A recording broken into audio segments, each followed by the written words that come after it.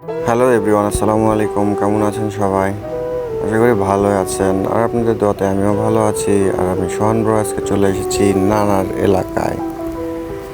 তো বন্ধুরা, নানার এলাকায় এসেই চলে এসেছি নানার আম বাগানে। আমরা সবাই মিলে আম বাগান দেখতে যাব। আম বাগানে কতটুকু আম ধরেছে চলেন দেখে আসি, লেটস। তো বন্ধুরা, এটা ছিল বাড়ির উঠানের গাছগুলো। এরপরে আমরা চলে যাচ্ছি বাগানে। চলেন, আপনার সঙ্গে থাকবেন। দেখবো আমরা নানার আম বাগানে কতগুলো আম ধরেছে। আর আম বাগানে অসংখ্য গাছ আছে। গাছে আমরা দেখব যে কোন গাছে কতটুকু আম ধরেছে। আর বাড়ির উঠানে এখানে ন্যাংরার আম, আপনারা সকলে জানেন ন্যাংরার আম অনেক সুস্বাদু হয় এবং অনেক ভালো হয়।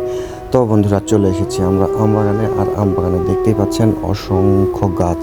কিছু গাছে আম ধরে নেয় আর কিছু গাছে পাতার মধ্যে অনেক আম লুকিয়ে আছে, যেগুলো আমাদের ক্যামেরাতে ধরা পড়ছে না। তবে খুঁটিনাটি আপনাদের দেখানোর চেষ্টা করবো। আপনার সঙ্গে থাকবেন বন্ধুরা।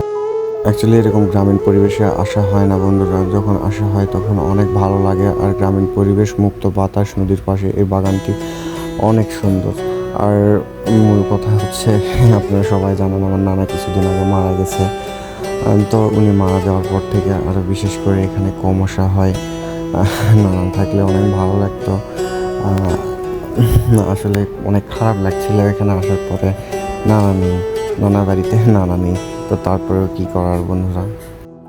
হয়তো আমার কথা শুনে অনেকে বুঝতে পারছেন যে আমি কথা আটকে যাচ্ছি। আসলে নানামণির কথা মনে হয় অনেক খারাপ লাগছিল।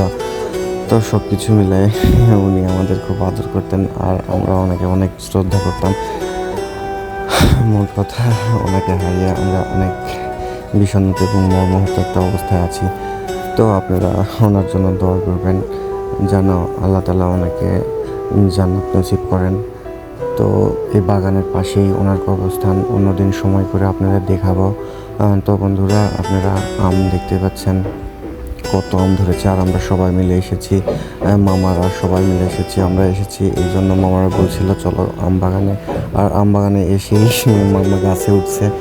গাছে ওঠার পরে অনেকগুলো আম পেয়েছে আমাদের জন্য। আর দেখতেই পাচ্ছেন আম কত গুড়ি গুড়ি কত আম ধরেছে।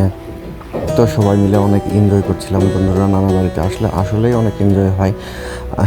যারা যারা এরকম নানা বাড়িতে গিয়ে এনজয় করেন তারা অবশ্যই কমেন্টে জানান।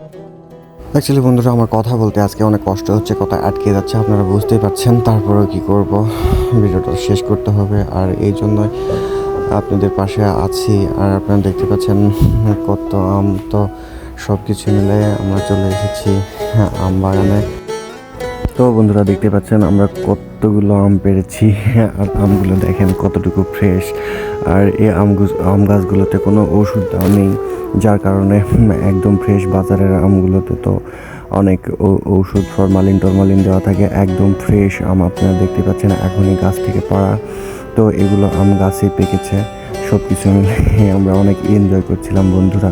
আর আপনারা কে কে নানার বাড়িতে গিয়ে এরকম আম বাগানে এনজয় করেন, সব কিছু মিলে আপনারা একটু কমেন্টে জানাবেন। তো ভালো থাকবেন, সুস্থ থাকবেন আর আমার জন্য দোয়া করবেন। আর আমার কোনো ভুল ত্রুটি হয়ে থাকলে মাফ করবেন। আর আমার নানার জন্য সবাই দোয়া করবেন। উনি অনেক ভালো মানুষ ছিল। উনি যেন আল্লাহ তাআলা যেন ওনাকে জান্নাতের সর্বোচ্চ স্থানটাই দেন।